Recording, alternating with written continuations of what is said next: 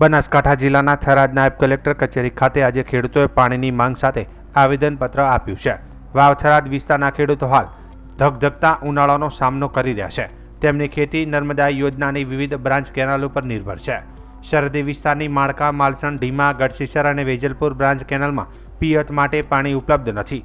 પરિણામે ખેતરો સુકાઈ રહ્યા છે। પાક બરબાદ થવાની ભીતિ સર્જાઈ છે। ખેડૂતોએ આર્થિક નુકસાન ટાળવા અને પાકને બચાવવા માટે તાત્કાલિક પિયત પાણીની માગણી કરી છે। ખેડૂતોએ આવેદનપત્રમાં સ્પષ્ટ જણાવ્યું છે કે સમયસર પાણી ન મળવાથી પાક ઉત્પાદન પર વિપરીત અસર થશે। તેમણે અધિકારીઓને તેમની માગણીને ગંભીરતાથી લેવા વિનંતી કરી છે। અટલ કમાન્ડ એરિયાની યોજનાઓ હેઠળ આવતા આ વિસ્તારો માટે ખેડૂતોએ ચેતવણી પણ આપી છે।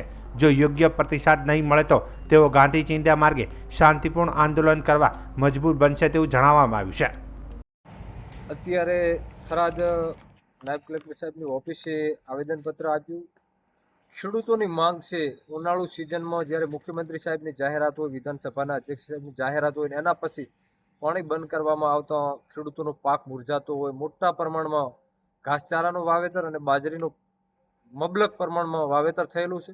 પાણી વગર અત્યારે પાક મુરઝાઈ રહ્યો છે। ખેડૂતો ચિંતિત છે અને મોંઘા ભાવના ડીઝલ બિયારણ લાવીને ખર્ચા કર્યા પછી આવી પરિસ્થિતિ ઊભી થઈ હોય ત્યારે મામલતદાર સાહેબ વાવને પણ અમે આવેદનપત્ર આપ્યું હતું। અત્યારે એસડીએમ સાહેબની કચેરી અહીંયા અમે થરાદ આવ્યા છીએ। ઘણા બધા ખેડૂતો અને સંગઠનો વિવિધ રીતે રજૂઆત કરી રહ્યા છે।